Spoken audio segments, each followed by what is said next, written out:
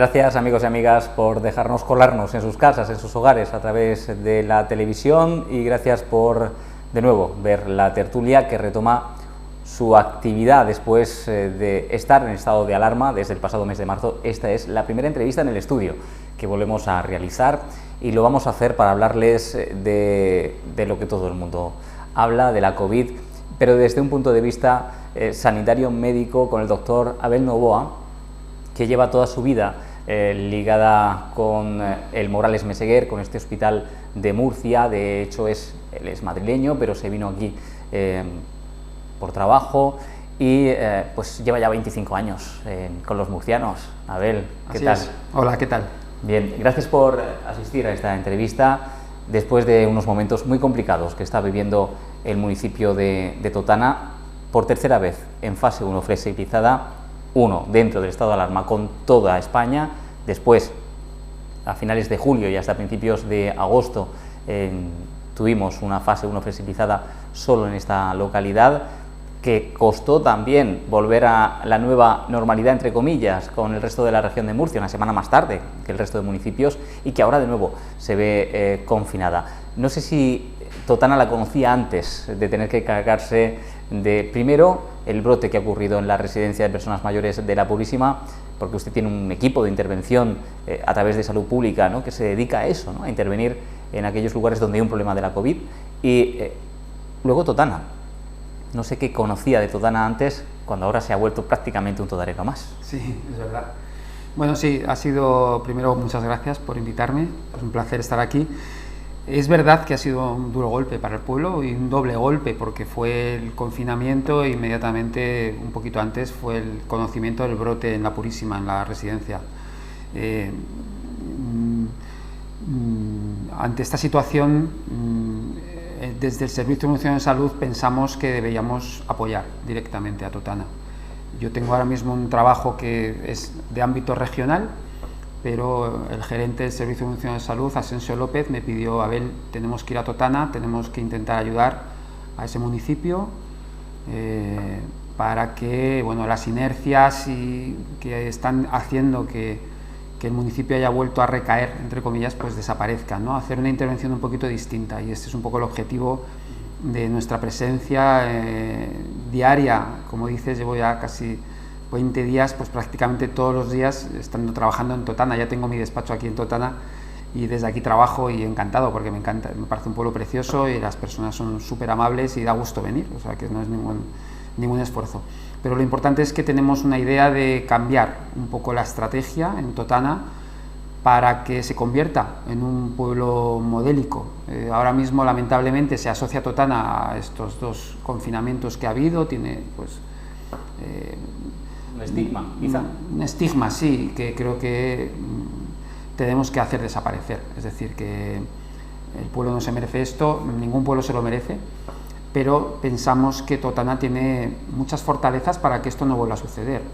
Y por eso nuestro empeño es comenzar aquí una estrategia que además sea, bueno, pues sea un modelo para otras comunidades, para otros pueblos que puedan estar igual, y saber si es efectiva y, como digo, poder extrapolarlo a otros territorios, ¿no? Nuestra idea es que sí lo va a ser, y que vamos a poner a Totana a disposición de ser resistente a la pandemia en los próximos meses. Ya no estamos hablando de objetivos en el corto plazo, sino objetivos en el medio y en el largo plazo. Si no abordamos las causas que están debajo de que se haya repetido el confinamiento, pues bueno, podremos volver a tener un confinamiento en los próximos meses. Y yo creo que tenemos que evitarlo, y para eso pues hemos diseñado una intervención que supongo que hablaremos ahora, que esperamos que tenga éxito. Me gustaría también hablar un poco antes de qué es la COVID, ¿no? El COPSAC-2, este virus que siempre hemos estado conviviendo los humanos con virus.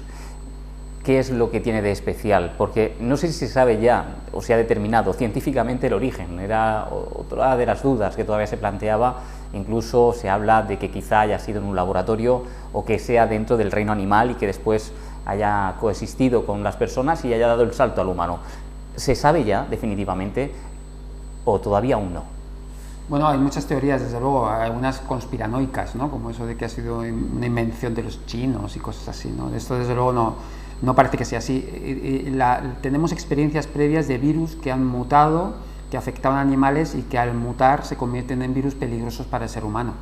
Un SARS previo produjo también pues una infección también grave que afectó a muchas personas en todo el mundo. 2 años, 4 años, no recuerdo bien, pero se quedó en la zona del sureste asiático, creo recordar, ¿no? Sí, ha habido varios brotes, uno de ellos en el sureste asiático. Ha habido también un brote de un coronavirus también que afectó a la zona de Arabia, Medio Oriente, y luego la gripe aviar que afectó, pues también fue una afectación mundial. Todos estos virus son virus que han mutado, que afectaban normalmente a animales y que, producto de una mutación que es muy frecuente en estos virus, se produce una transmisión a humanos y se acaba convirtiendo en un virus peligroso para el ser humano.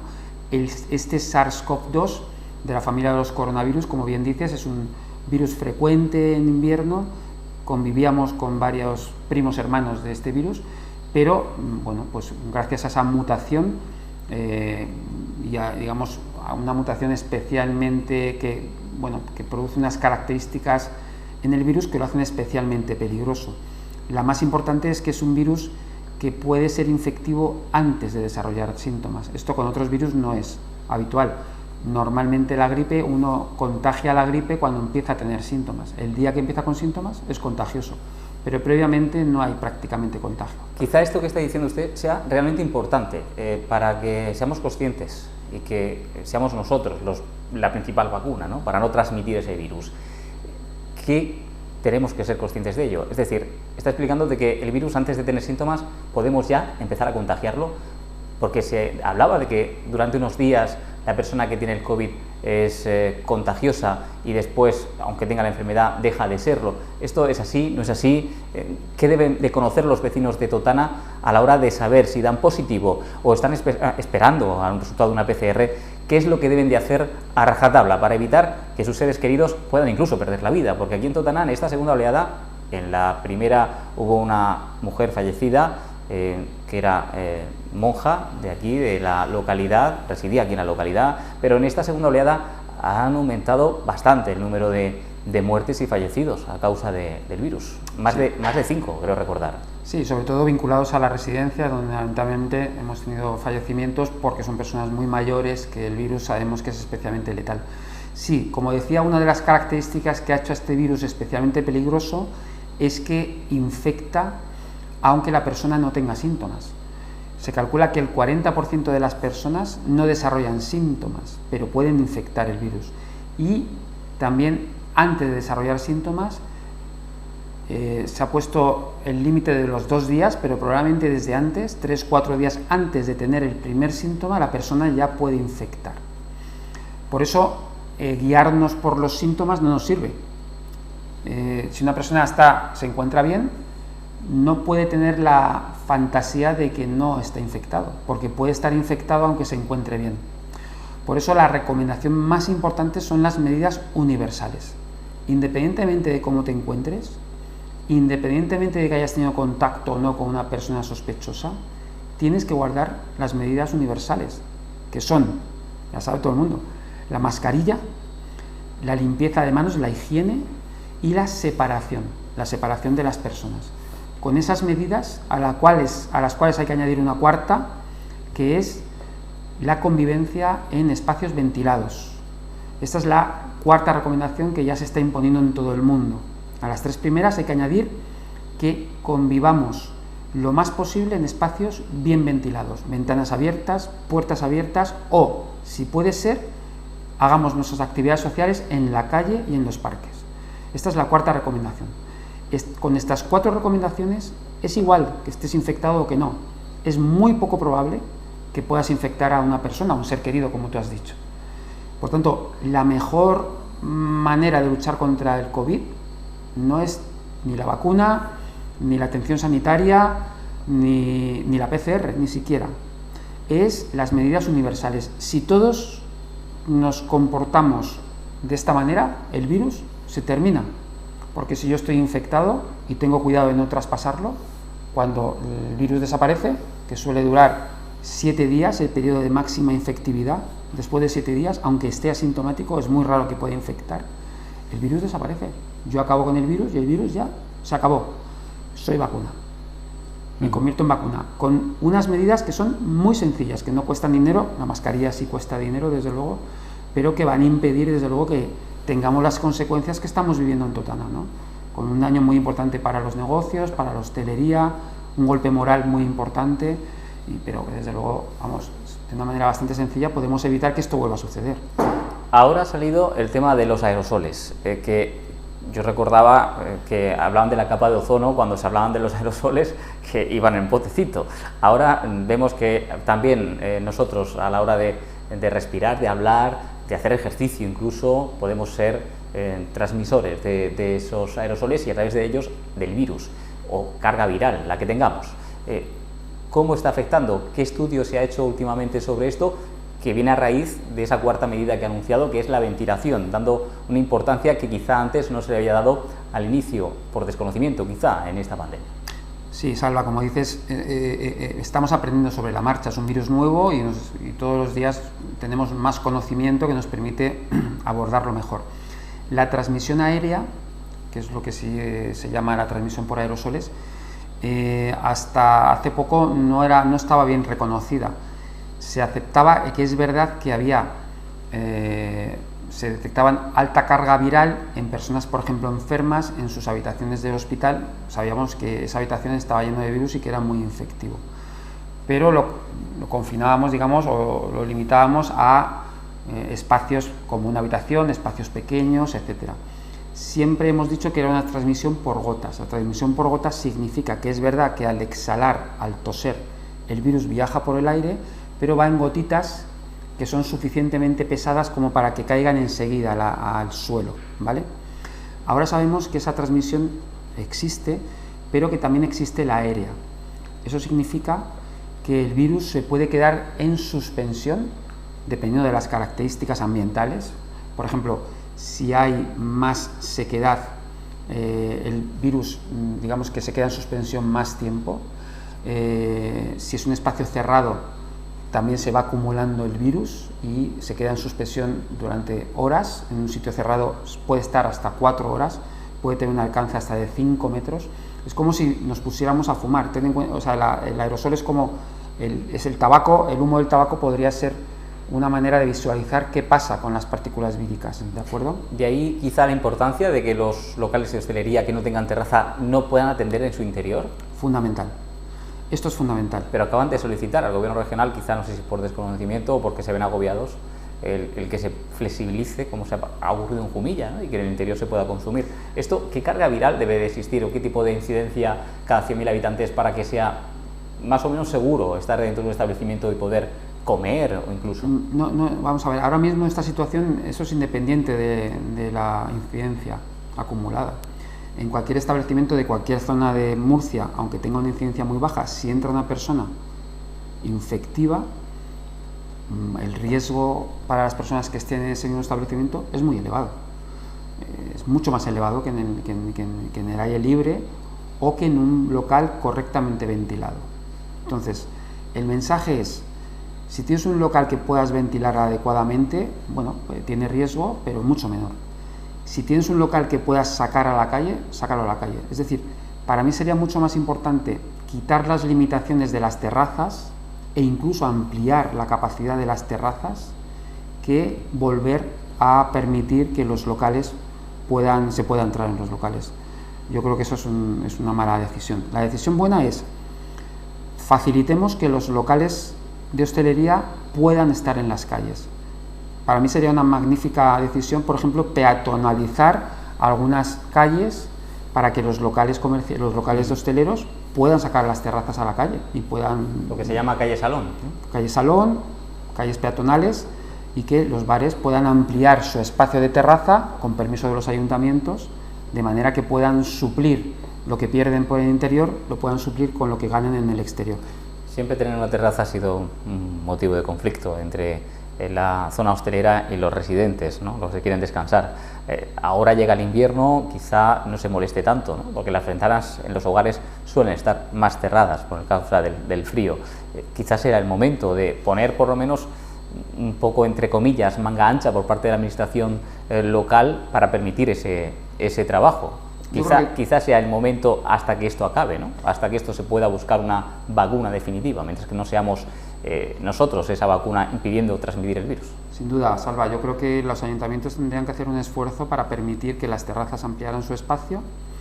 Los ciudadanos tendrían que aceptar algunas limitaciones, por ejemplo, la utilización del coche, de manera que hubiera más espacios que pudiéramos compartir en las ciudades y en los pueblos, que hubiera calles donde no pasaran coches y, por tanto, fuera más fácil la convivencia. Las personas salen más a la calle cuando tienen un espacio cercano para salir. Si tú vives en un barrio que no tiene parques cerca y que tiene aceras muy pequeñitas y que los coches no paran de pasar, no sales a la calle, no invitas a salir a la calle.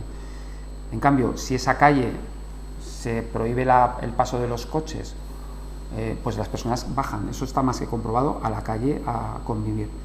Tenemos que hacer ese esfuerzo. Ahora mismo hay medidas urbanísticas, puramente urbanísticas, que claramente pueden contribuir mucho a controlar la pandemia. Una de ellas es, cuanto más espacio para las personas en las ciudades, mejor, porque más van a estar en las calles. También para las terrazas, y desde luego tendremos que pensar en pasar un invierno un poco más fresquito. Es decir, una casa cerrada y seca, porque tengamos calor, es una casa mucho más infectiva que una casa abierta donde pueda entrar un poquito de humedad. Si el virus se queda en una partícula húmeda con agua, pesa más y cae. No hay suspensión en las zonas húmedas. Hay mucho más suspensión en las zonas secas, por tanto, las zonas donde tengamos una temperatura más elevada. Este invierno tendremos que aceptar tener las ventanas abiertas, estar con más ropa dentro de las casas, poner poco las calefacciones, y esto tendremos que ampliarlo a los colegios, que esto es algo que le da mucho miedo a los papás y a las mamás. Eso me iba a preguntar, porque ahora vamos a entrar en materia de lo que es ese plan específico sociocomunitario de intervención que quieren realizar ya y que están poniendo las bases para ponerlo en marcha. Pero también me gustaría dar a conocer lo que sabemos de este virus, porque al parecer hay personas que han estado expuestas, no se contagian, y otras sí. Hay personas que tienen peor circulación sanguínea y son las que el virus primero coge con fuerza. Esto tiene también nuestro material genético mucho que ver a la hora de cómo se engancha ese virus con nosotros y cómo nos afecta. ¿Y por qué quizá unas personas son asintomáticas y otras padecen y las pasan o incluso se tienen que ir de esta vida por causa de este virus? Sí, seguramente es así. Hay factores que desconocemos. Seguramente hay factores genéticos, en algún momento se vinculó con grupos sanguíneos, había más infectividad. Sí que sabemos que cuanto más mayor, más probabilidad de desarrollar una enfermedad sintomática, y si encima esa persona mayor tiene enfermedades crónicas, también más probable es que la enfermedad evolucione peor. Por eso las personas jóvenes pues tienen síntomas muy leves y las personas más mayores pues tienen síntomas peores. ¿Por qué? Probablemente tiene algo que ver con lo que tú has comentado, mecanismos tanto inmunológicos. Hay que considerar que las personas más mayores y con enfermedades crónicas tienen sistemas inmunitarios más debilitados, como factores como estamos viendo que es una enfermedad que afecta al endotelio vascular y que produce microtrombos que ayudan a que se produzca una respuesta inflamatoria, y es muy probable que si hay peor circulación, pues digamos, esa afectación sea más grave y pueda producir pues algunos factores, alguna reacción de este tipo.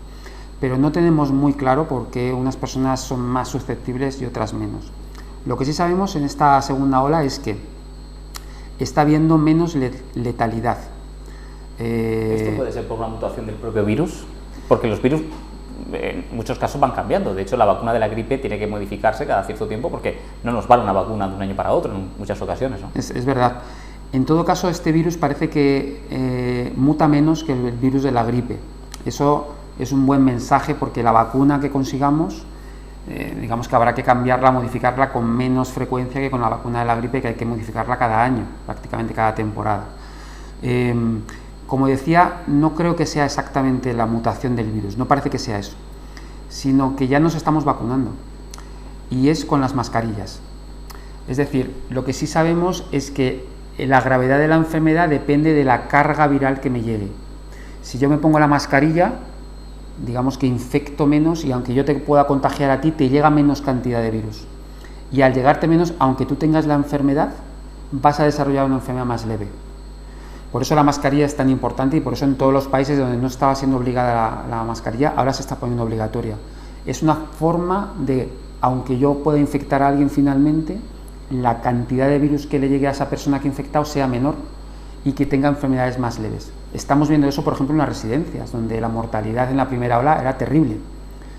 Le llegaba mucha cantidad de virus a los residentes porque estaba el profesional trabajando sin mascarilla, no sabíamos, en fin, no estábamos sobre aviso, y le llegaba mucha cantidad y tenían enfermedades muy severas. Teníamos una mortalidad en la primera ola en las residencias de un 30%.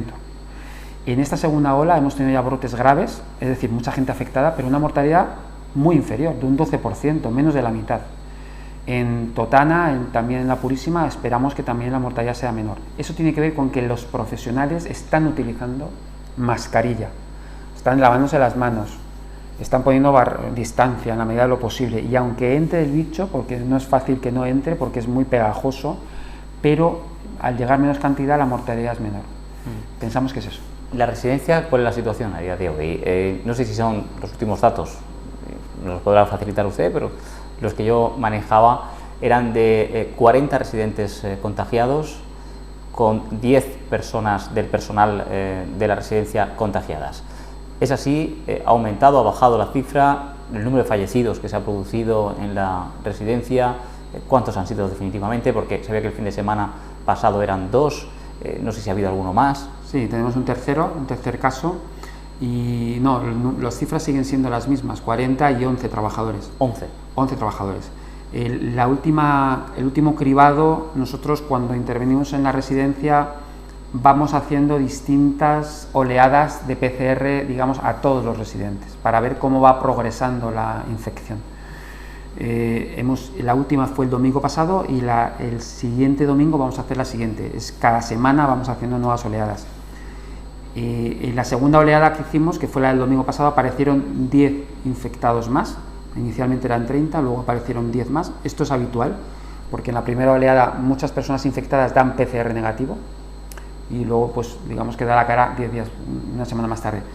Pero ya esperamos que en esta tercera oleada de PCRs, la semana que viene, este domingo, ya tengamos muchos menos positivos. Muchos menos, porque ya hemos cortado las vías de infección interna.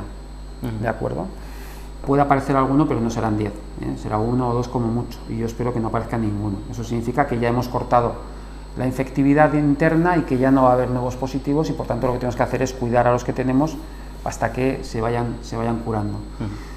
Aquí en Totana tuvimos el primer confinamiento por el brote de COVID, por el ocio nocturno, vinculados a ese local unos 120 casos, creo recordar, no sé si subieron alguno más.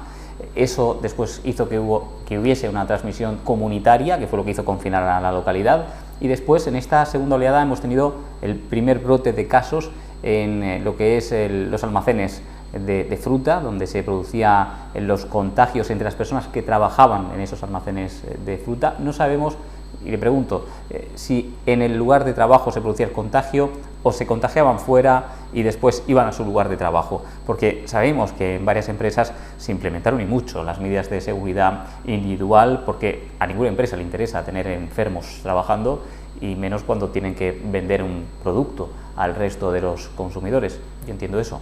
No sé si es así o no. Y luego, en cuanto a los PCRs, esos resultados también se transmitían a la empresa para que supiera quién viniese a trabajar si debería de estar en casa o no. Claro.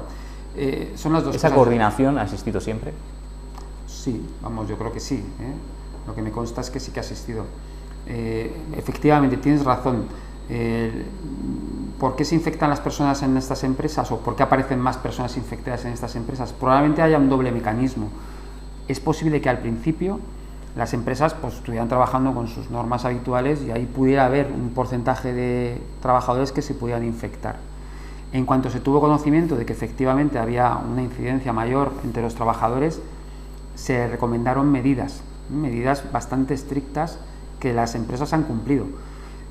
Al menos la que yo he visitado, Moica, ha hecho un trabajo magnífico. Ahora mismo es un agente de salud sin ninguna duda. Yo creo que ahora mismo no se infecta nadie más en Moica trabajando, pero las personas sí que tienen posibilidad de infectarse en otros ámbitos. Ahora mismo el ámbito más importante de infección sigue siendo el hogar, sigue siendo el contacto con tus seres queridos en tu casa. Y ahí tenemos un problema, porque tenemos colectivos, personas, trabajadores de estas empresas, muchos de ellos, que viven en casas pequeñas, viven hacinados, muchas familias en la misma casa, a veces una sola familia por habitación, y eso hace que ahí se produzcan muchas infecciones.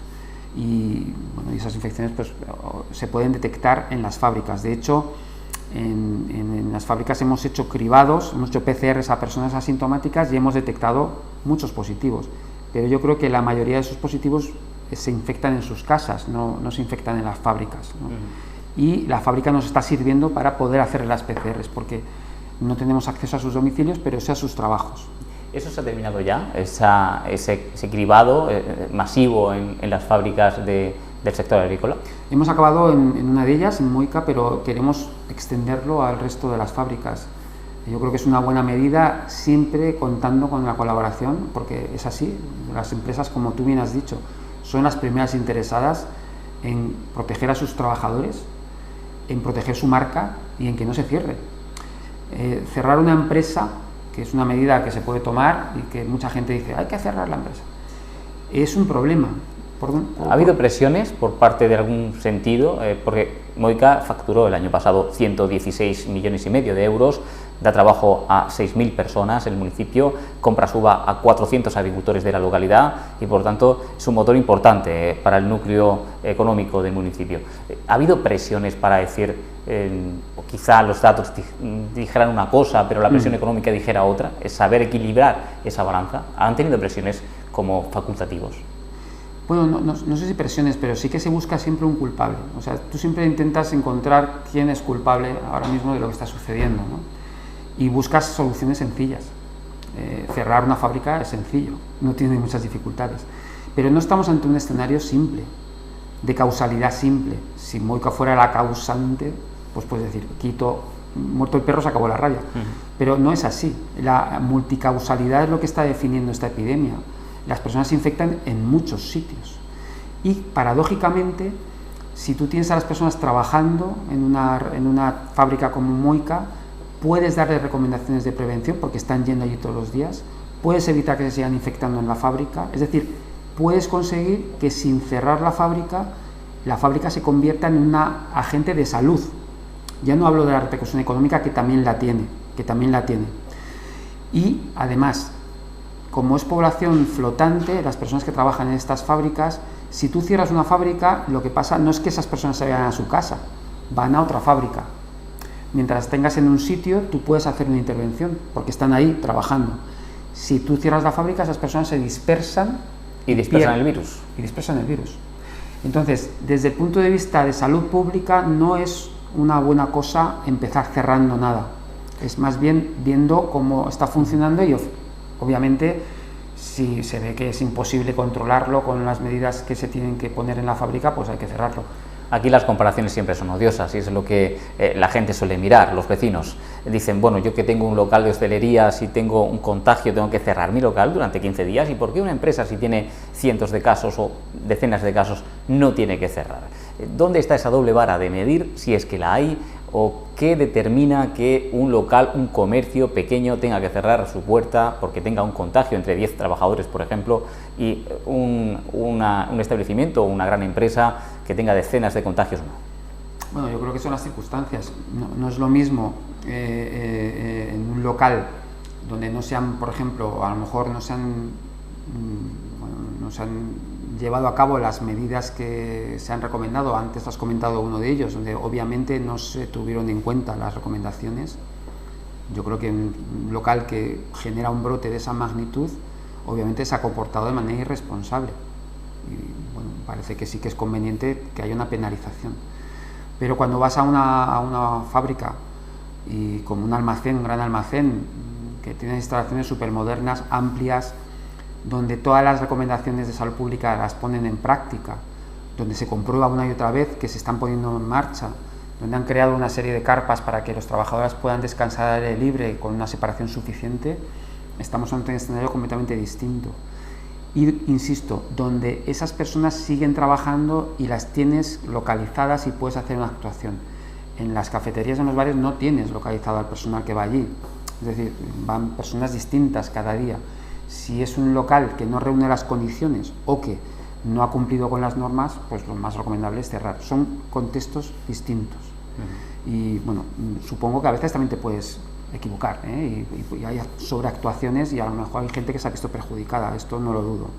Pero entiendo que las autoridades, que no soy yo quien toma esas decisiones afortunadamente, y lo sé, me consta que sopesan mucho las medidas que se toman porque todas tienen consecuencias, nunca hay una sola causa, por tanto nunca una sola decisión va a conseguir los objetivos, entonces hay que medir muy bien las consecuencias. Para mí ha sido una buena decisión no cerrar Moika, por ejemplo, una decisión no solamente buena porque ha permitido que las personas que están trabajando sigan teniendo un sueldo, o sea, hay un factor económico, sin duda, pero buena desde el punto de vista de la salud pública, porque hemos podido mantener a unas personas allí, hemos podido hacer un cribado, hemos detectado a esas personas que se han ido a su casa con recomendaciones muy específicas, y de otra manera hubiéramos perdido a esa población que hemos visto que tenía una alta tasa de infectividad y se hubieran dispersado en otras factorías.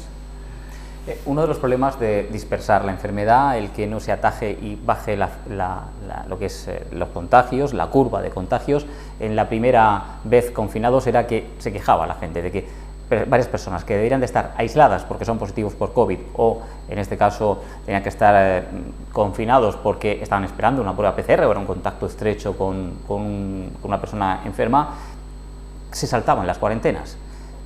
Ahora, al parecer, esto pasa menos. Se ha llegado a concienciar a la ciudadanía del municipio de que es fundamental la responsabilidad individual para frenar los contagios. Se ha llegado ya a toda la población de esa manera. Hay 68 nacionalidades coexistiendo, que conviven aquí en Totana, y 2 intérpretes que creo que se han contratado ya y estarán haciendo su trabajo, entiendo, para que llegue ese mensaje. Bueno, seguramente no hemos conseguido todavía llegar a todas las personas y transmitir la importancia de hacer estas cuarentenas, aislamientos, en fin, de tener este cuidado. Y es parte del problema. Sin embargo, nosotros intentamos no poner el foco en los comportamientos individuales. Es verdad que hay personas que actúan irresponsablemente, pero muchas veces hay personas que actúan sin saber muy bien cómo tenían que actuar, porque hay una barrera idiomática o cultural y no se han enterado muy bien de las recomendaciones. Hay otras personas que, sabiendo que están actuando mal, no les queda otro remedio. Es decir, sus prioridades son la subsistencia. Si tu familia depende de un sueldo, que depende de un trabajo, que te pagan si vas y si no vas no te pagan, y tú te encuentras bien, no tienes una enfermedad grave, aunque sepas que puedes estar infectado porque has tenido contacto con otra persona que lo está, priorizas la atención a la subsistencia. Y esto es uno de los pilares de este programa piloto que han puesto en marcha, ¿no? Claro. Exactamente igual, aunque tú intentes mantener el aislamiento o la cuarentena, si tú vives con toda tu familia en una sola habitación, compartes un solo baño con varias familias que viven en el mismo piso, a lo mejor viven 18 personas, 20 personas en un piso con un solo baño, aunque tú intentes no infectar a nadie más, es muy difícil que lo puedas hacer porque las características de la vivienda hacen que sea muy difícil el aislamiento. ¿Esos casos se lo han encontrado aquí en Totana? Con esa cantidad de personas que está diciendo, en un solo hogar. Claro, en Totana y en muchos otros sitios. Ahora mismo la incidencia de la enfermedad es mucho mayor en barrios más deprimidos socioeconómicamente, no solamente con población inmigrante, también con población española, que en los barrios del sur de Madrid son los más afectados. ¿Por qué? ¿Porque son más irresponsables? No, porque las condiciones socioeconómicas están siendo o impulsando determinados comportamientos. Es decir, tenemos que aprender a ser comprensivos también con este virus. Bueno, sin duda, tenemos que aprender a entender que los comportamientos de las personas no responden solo a responsabilidad individual. Por eso, las medidas que solo buscan ser autoritarias, con multas o cárcel o amenazas, tienen poco éxito. En cambio, si tú intentas hacer estrategias que van a las causas, digamos, a intentar mejorar la habitabilidad en las casas, a intentar que los trabajos sean menos precarios, a una persona que se queda sin un sueldo, poder garantizarle o un sueldo mínimo o, desde luego, unos recursos mínimos de subsistencia, al menos la comida, si todo eso tú lo abordas, las personas van a tener un incentivo adecuado, un contexto de comportamiento mucho más adecuado para hacer las medidas, tomar las medidas que se recomiendan. A ver, lo que yo observo aquí es que hay una gran reestructuración que se debe de acometer en la sociedad, no solamente en Totana, sino en lo que es la vivienda, en lo que es el sector laboral, para mejorar condiciones laborales, también incluso salarios. ¿Cómo se puede enfocar todo esto para que las administraciones, que son las que tienen en su mano la llave de poder cambiar las cosas, lo hagan? Porque la burocracia es una maquinaria pesada en muchos de los casos, y esto es algo que se necesita hacer ya, con relativa urgencia, porque si no, como bien decía, volverá de nuevo la sombra del confinamiento a municipios como el caso de Totana, donde hay mucha población que necesita el trabajo en la agricultura, en el sector primario, y donde hay también hacinamiento en varias viviendas. Sí, desde luego esto nos ha cambiado los esquemas. El otro día el presidente López Miras reconocía que los condicionantes sociolaborales del tejido productivo, la manera en que nosotros sobrevivimos como región, que tenemos mucha agricultura, mucha ganadería, un sector primario muy potente, y que hasta ahora se ha ido regulando de manera que, digamos, la idea era cuanto más gente trabaje y el trabajo sea más fluido, digamos, se pueda contratar con más libertad, esto genera riqueza, la gente tiene trabajo y la región progresa. Esta idea, que es una idea política, y que yo no estoy ahora hablando de política, pero es una idea política, hemos visto que esto nos ha producido una sociedad más frágil. Nosotros ahora como comunidad, debido a que dependemos más del sector primario, somos más frágiles que otras que dependen de sectores servicios, por ejemplo, que trabajan en oficinas o que trabajan en sitios donde se puede guardar la distancia, donde se puede teletrabajar. En el sector primario no se puede teletrabajar, la gente tiene que ir a recogerla. Y además, eso es un problema nacional, no solamente regional, porque si dejamos de recoger los frutos, ¿quién administra los supermercados, ¿no? ¿Cómo come el resto de la nación? Por tanto, tenemos más vulnerabilidad que otras comunidades. Eso significa que probablemente nos veamos afectados durante más tiempo, porque esas condiciones son más difíciles de cambiar que otras, pero también significa que tenemos que abordar, como tú has dicho, algunos cambios estructurales, y no por un tema ideológico, sino por un tema de salud pública. Y yo creo que esto es un reto como sociedad. ¿Cómo podemos vencer las barreras ideológicas que todavía están haciendo que nos movamos lentamente para, digamos, tener una sociedad que nos cuidemos todos más? Porque si dejamos solos a los sectores más frágiles, más pobres, eso al final afecta a todos los demás. O sea, ya hemos visto que aquí no se pueden poner barreras. Lo que afecta a un sector acaba afectando a todo el sector. Y por tanto, pues tenemos que pensar en clave grupal, en clave comunitaria, en clave de sociedad, ya no tanto en clave individual, que es digamos, una manera de pensar que teníamos en las últimas décadas, ¿no? Sí, el progreso individual y no de la sociedad en su conjunto, ¿no? Eso es. Bueno, pues aquí lo que a mí me preocupa mucho es la implicación de varias administraciones con diferentes ideologías. Fíjense lo que está pasando en Madrid. Unos quieren confinar, los otros reclaman a la justicia da la razón a quien reclama y se quita el confinamiento, que quizás haya demostrado que no sea la mejor manera, ¿no? Poniendo guardias civiles para evitar la movilidad, quizás esa no sea la mejor manera. Se hizo en la primera fase aquí, en la flexibilizada 1, a finales de agosto, y ahora se está haciendo de forma aleatoria, y parece ser que la curva empieza a descender, pese a no tener ese efecto jaula, ¿no?, que teníamos en la localidad hace ahora unas semanas. Sí, desde luego hay una enorme controversia política. Y es cierto, es obvio que en Madrid, desde luego, estamos viendo las consecuencias de esa falta de criterios mínimos comunes. Yo entiendo que estar completamente de acuerdo es muy difícil, porque hay aspectos que son técnicos, sin ninguna duda, pero incluso los aspectos técnicos son interpretables. Las evidencias científicas son interpretables. Mismos técnicos recomiendan cosas distintas, con los mismos datos. Eso significa que hay una interpretación y que además hay una aplicación del conocimiento que también es del contexto. O sea, el conocimiento científico tienes que aplicarlo luego, y no es lo mismo aplicarlo en Totana que en Madrid, y las medidas son distintas. Todo eso hace que haya un espacio muy importante para el juicio, para la ponderación, para los acuerdos, para la decisión política. Es decir, decisión técnica y política no son contradictorias, son complementarias. Esto es lo que a veces no se entiende. Pues se le quita legitimidad a la decisión política cuando la tiene, igual que la técnica, ¿vale? Son complementarias. Pero hay un marco común que debe ser compartido. no puede ponerse las trincheras ideológicas por encima del bienestar, del bien común. Y esto puede estar sucediendo en Madrid. Tenemos que evitar que suceda en Murcia. Yo creo que tenemos una sociedad cohesionada. Murcia desde luego lo es. Yo estoy en una sociedad cohesionada con muchas fortalezas como municipio, y entre otras cosas es por eso que hemos elegido el municipio para esta experiencia piloto, que lo que pretende precisamente es abordar esos condicionantes socioeconómicos que solo vamos a poder superar si todos trabajamos conjuntamente. Los hemos puesto ya sobre la mesa, ahora hay que buscar las soluciones. Ya se ha dado alguna cuenta de ello, esa remodelación de estructura como sociedad y de zona donde viven y cómo trabajan algunas personas, eso hay que cambiarlo. Y también hay otros remedios, entre comillas, lo podemos llamar así, para intentar que baje la curva, para evitar que sigan los contagios. Decía que hablaba con el sector educativo hace unos días, mantenía una reunión con directores, con AMPAs, con los responsables, en definitiva, de la comunidad educativa de la localidad.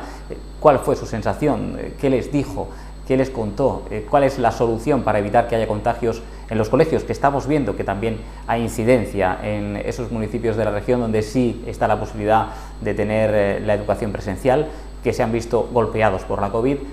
¿Qué soluciones se plantean y si se pueden poner en marcha? Es decir, porque no es lo mismo un colegio que tenga un gran patio que puedan sacar 400 alumnos al patio y otros colegios que tengan un patio más reducido y que haya 400 alumnos y solo puedan estar 100 en el patio.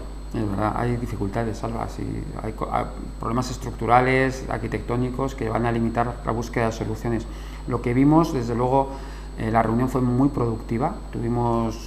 Vino un experto regional y nacional, mundial diría, Juan Antonio Ortega, que es profesor de la Universidad de Murcia, es el director del área de Medicina Ambiental Pediátrica de la Rexaca, una persona muy reconocida científicamente y que además es un gran divulgador. Él es asesor del proyecto de Totana y yo le pedí que viniera a hablar con la comunidad educativa. Él les estuvo explicando todas las cosas que se podían hacer, cosas fáciles, baratas, sencillas, y desde luego transmitiendo la idea de que la comunidad educativa no puede estar indefensa ante esto, es decir, que hay cosas que se pueden hacer para intentar el objetivo. El objetivo es que los niños tengan colegio. El colegio no solamente es una fuente de conocimiento, también de sociabilidad. Los niños aprenden muchas cosas en los colegios, donde no aprenden nada o muy poquitos estando en casa, aislados, encerrados todo el día. Es una cosa bastante... El desarrollo del ser humano en sí, ¿no? Implica sociabilizar. El desarrollo social y más en la infancia. Hay datos que hablan de que parones educativos en edades muy sensibles de la infancia tienen una repercusión en el resto de su vida, ¿no? de los niños. Yo creo que una sociedad que no es capaz de abrir los colegios es que tenemos un problema. Por eso es tan importante. Yo creo que si hay dos cosas que movilizan a la sociedad son las personas mayores y los niños. Y esta pandemia es especialmente cruel con los dos colectivos. En los niños no hay un problema de salud importante, pero hay un problema grave de desarrollo, si no conseguimos abrir los colegios, y con los mayores hay un problema grave de salud. Si estos dos colectivos vulnerables no son suficiente motivación para que todos cambiemos nuestra manera de comportarnos con esos actos que hemos dicho que son tan sencillos, es que tenemos un problema como sociedad. Por tanto, pensemos en nuestros hijos, pensemos en nuestros hermanos, pensemos en nuestros nietos, pensemos en nuestros abuelos y nuestros padres. Yo creo que con eso en la cabeza estoy convencido de que todos nos vamos a movilizar, porque lo que estamos pidiendo es muy sencillo. Utilicen mascarilla todo el tiempo que puedan, incluso en espacios interiores, si no están con personas de la misma familia. Límpiense bien las manos continuamente, mantengan la distancia de seguridad y ventilen los locales, abran las ventanas, salgan a la calle para compartir espacios, para hablar, para compartir momentos. Eso no cuesta dinero prácticamente y eso está protegiendo a los mayores en la salud y a los niños, porque vamos a poder abrir los colegios para que puedan seguir con su desarrollo y que esta pandemia no los golpee duramente, con consecuencias que pueden durar toda la vida. Yo creo que esto es una responsabilidad de todos. ¿Hay un calendario, hay una fecha prevista o aproximada de cuándo se puede de nuevo volver a las aulas? Ojalá. Yo tengo la esperanza, Salva, de que en Totana tengamos un ejemplo de cómo torcer, cómo doblegar la curva más rápidamente que en otros sitios donde solo se han puesto medidas de confinamiento. Tenemos algunos ejemplos como Jumilla y Olorca que lamentablemente continúan después de 4 semanas en confinamiento porque aunque se están reduciendo las cifras, se hacen muy lentamente. Yo espero que con esta intervención podamos hacerlo más rápidamente. Eso sería como unos objetivos en el corto plazo, pero en realidad los objetivos más importantes son en el medio y en el largo plazo.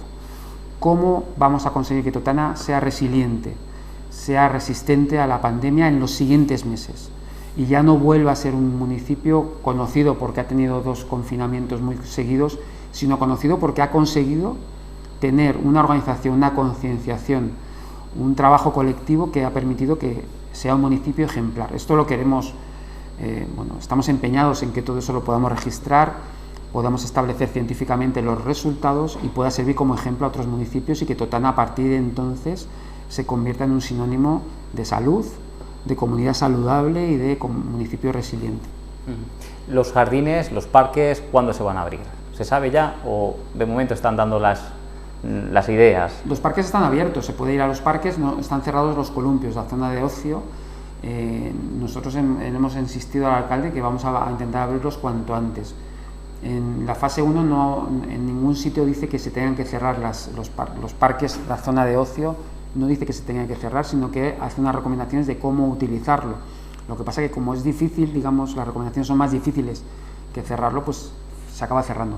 Pero el mensaje para mí es contradictorio. Si tú le dices a las personas que se cierran los parques, la gente interpreta que el parque es peligroso, que la calle es peligrosa, que el aire es peligroso, y esto es todo lo contrario. Por tanto, el mensaje de que abrimos otra vez los parques creo que puede ser beneficioso, porque estás transmitiendo de que se puede estar en el parque, que tu hijo puede jugar con seguridad en el tobogán con otros niños y que deben ir a los parques para jugar con otros compañeros. Esto tiene muchísimo menos riesgo que, por ejemplo, invitar a 3 o 4 vecinos, vamos a jugar aquí en el garaje de casa con los amiguitos del barrio, porque aquí estamos más seguros. Eso es muchísimo más peligroso. Porque está cerrado. Porque está cerrado. Ahí eso sí que es peligroso. Por tanto, que los niños salgan a jugar a las calles, que vuelvan a los parques, porque esos tienen muchísimo menos riesgo. Incluso un niño infectado, asintomático, que esté jugando, la carga viral, si lo hace con una mascarilla, que pueda llegar al tobogán, es mínima. Incluso aunque llegue un poquito, la luz ultravioleta del sol termina con el virus, es un virucida muy potente, en pocos minutos. Pero incluso aunque eso sea así, si otro niño toca ese tobogán, si lleva la mascarilla va a llegar en poquísima cantidad. Es decir, los espacios aéreos, los espacios al aire libre son muchísimo más seguros que cualquier espacio, por muy limpio que esté, que tengamos dentro de los domicilios. Y eso es un mensaje que tenemos que cambiar. A los papás hay que convencerles de que si quieren que sus hijos jueguen con otros amiguitos, lo hagan en la calle, porque ahí el riesgo es mucho menor.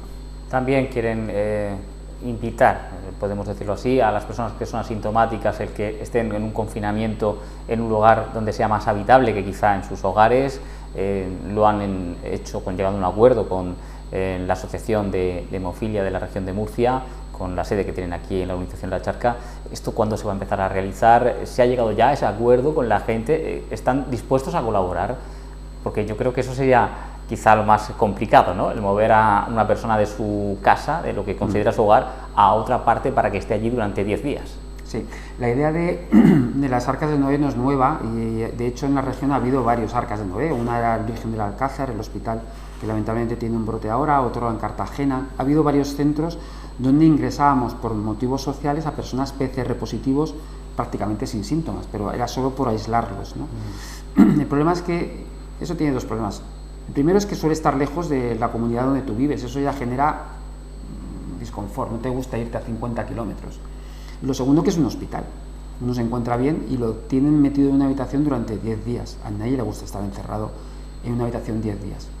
Gracias a la generosidad de la Sociedad Regional de Hemofilia y a la colaboración de los vecinos de La Charca, aunque hay personas que tienen mucho miedo, que yo entiendo, comprendo perfectamente el miedo de los vecinos, pero hemos hablado con los representantes de los vecinos y les hemos transmitido las medidas de seguridad que van a existir.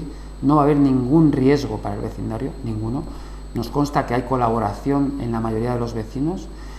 Gracias a esa generosidad, digamos, vamos a poder tener una Arca de Noé distinta a las que hasta ahora teníamos, porque no va a ser un sitio hospitalario, va a ser un sitio donde van a convivir estas personas, donde ya no hay problema de que convivan entre ellos, y los vamos a tener con la posibilidad de que puedan salir al espacio exterior que hay allí, señalizado con unas vallas. No va a ser todo el espacio, todo el perímetro, una zona muy concreta de la zona central, que no va a tener acceso a las calles, digamos. En esa zona van a poder convivir, van a tener una sala de televisión, no tienen que estar encerrados en la sala, en una habitación. Y ahí van a estar 10 días con servicio sanitario, por supuesto, va a haber auxiliares de enfermería y enfermeras, va a haber servicio médico por si hay alguna complicación, y un convenio con la Cruz Roja para, digamos, poder, bueno, que las personas allí tengan, no tengamos problemas idiomáticos, que puedan tener algún método pues para tener entretenimiento, porque es difícil. En ese contexto pensamos que todas las personas van a aceptar estar allí unos días por el bien de todos, ¿no? Pero todavía no se han propuesto a esas personas, todavía no se ha puesto en marcha. No hemos empezado porque no tenemos todavía habilitado, estamos esta semana trabajando ya, llevamos ya 2 días donde hemos empezado a hacer unas reformas interiores, había que mover muebles, había que sacar cosas de las habitaciones, estamos vallando ya la zona que va a ser el perímetro donde van a estar estas personas, hemos ya empezado a contratar al personal sanitario en el Servicio Municipal de Salud, y hay que pasar una serie de inspecciones para garantizar la seguridad. Hemos pasado las primeras, pero quedan otras. En fin, todo esto tiene un proceso y lo que queremos es abrir con todas las garantías, lógicamente. ¿Qué capacidad va a tener? Tiene 74 plazas, probablemente no se llenen todas, pero al menos 70 plazas esperemos que sí. Y esperemos que los vecinos lo acojan bien. Me refiero a los vecinos de La Charca, que están muy preocupados. Nosotros vamos a dar todas las explicaciones que sean necesarias, porque entendemos la preocupación, nos parece lógica, y por eso la información es la que tiene que quitar cualquier duda de que ahí se vaya a hacer algo peligroso, que no se va a hacer en absoluto para el vecindario, pero estas explicaciones hay que darlas. Y también la colaboración de las personas que recomendemos que vayan allí.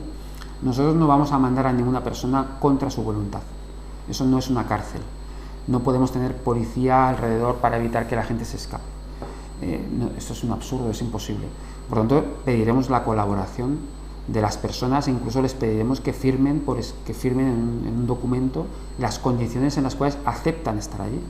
Por tanto, asumen una responsabilidad que si después no cumplen, pues nosotros les exigiremos, les diremos que, oye, me dijiste que ibas a hacer esto y no lo has hecho. Y eso sí que puede ser un problema. Nosotros estamos seguros que explicando bien las cosas, diciendo a las personas por qué tienen que estar allí, cuántos días y cuándo van a irse a su casa con seguridad, las personas van a colaborar, porque nadie quiere ser un peligro para sus seres queridos y mucha gente también tampoco para su comunidad, ¿no? Yo creo que la mayoría de las personas no quiere perjudicar a las terceras partes, ¿no? Pues doctor Novoa, creo que hemos hablado mucho, no sé si nos ha quedado algo en el tintero, porque sé que también están dando formación a los voluntarios de diferentes asociaciones del tercer sector, que es como se le conoce, a Cáritas, Cruz Roja, Protección Civil, en fin, diferentes ONGs que existen en la localidad, y que los quieren formar para que les echen una mano, para también, en lo que bien decía, ¿no?, esa red social que existe tan conjunta, tan cohesionada en la localidad, pues sirva para que ponga en valor al municipio. Un mensaje, quizá ya, para ir terminando, aunque esta entrevista quizá tenga varias partes, ¿no?, porque esto, como bien ha explicado, este programa piloto es de largo alcance, largo recorrido. No sé si se ha marcado un tiempo o no. Bueno, nosotros no podemos estar aquí de manera infinita, hemos puesto muchos recursos, lo que queremos es activar los recursos propios, ese conocimiento, digamos, esas rutinas, esas prácticas, para que sin necesidad de que nadie esté aquí tutorizando, el propio pueblo tenga esos recursos. Eso es lo que creo que es más sensato y más sostenible en el tiempo, ¿no?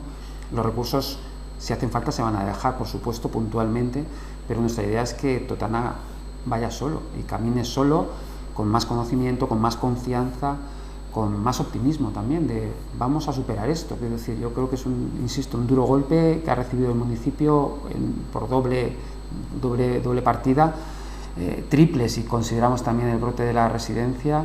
Yo creo que el pueblo se va a levantar, y se va a levantar más fuerte, con más recursos, con la sensación de que pueden hacer algo, que no están indefensos, y yo creo que con esos valores que ya tiene el pueblo, Totana, de aquí a unas semanas, yo espero que las menos posible, vuelva a la situación, a esa nueva normalidad que se le llama, y desde luego se convierta en un ejemplo de resiliencia y de resistencia ante la pandemia. Pues con esa frase nos vamos a quedar. Nos han quedado que hablar también de los test de antígenos, ¿no?, que también se han puesto ya a utilizarse en la residencia de personas mayores, y no sé si también en algún otro ámbito, para intentar detectar a las personas, pero eso sí, que tienen que tener ya síntomas, ¿no? Sí. Entonces, si no, nos pueden llevar a error, ¿no? Entonces, sí, yo creo que ya la semana que viene yo espero poder ya tener la capacidad de hacerlo sobre el terreno. Lo que se explicó en la rueda de prensa por barrios. Exacto, por barrios, primero detectando personas domicilios donde pueda haber personas positivas y que detectemos que es un domicilio con vulnerabilidad, otras personas asintomáticas, sobre la marcha hacerles el test, de manera que podamos irlos trasladando a este sitio, ¿no? Pero sí, la idea es que eso nos sirva para, bueno, que de manera más sencilla poder tomar decisiones. Pues ha sido un placer, Abel Novoa. Igualmente. Espero que no sea la única entrevista que nos pueda conceder para hablar, ya supongo que con un conocimiento mucho más extenso también de nuestros amigos que nos están viendo en la tele, pues que podamos ponernos al día poco a poco de cómo va este programa piloto y que sea una referencia, eso esperamos, que también sea una referencia a nivel nacional. Muchísimas gracias. Gracias a vosotros, un placer, Salva, y cuando queráis. Y a todos ustedes, gracias por la atención prestada. Espero que les haya servido este conocimiento que nos ha transmitido el doctor Abel Novoa para estar más tranquilos, saber que hay que coexistir con este virus, pero que podemos pararlo con mascarilla, higiene y distancia social y ventilación. Las 4 normas que deben de ser nuestro ABC de cada día. Gracias y hasta una próxima ocasión.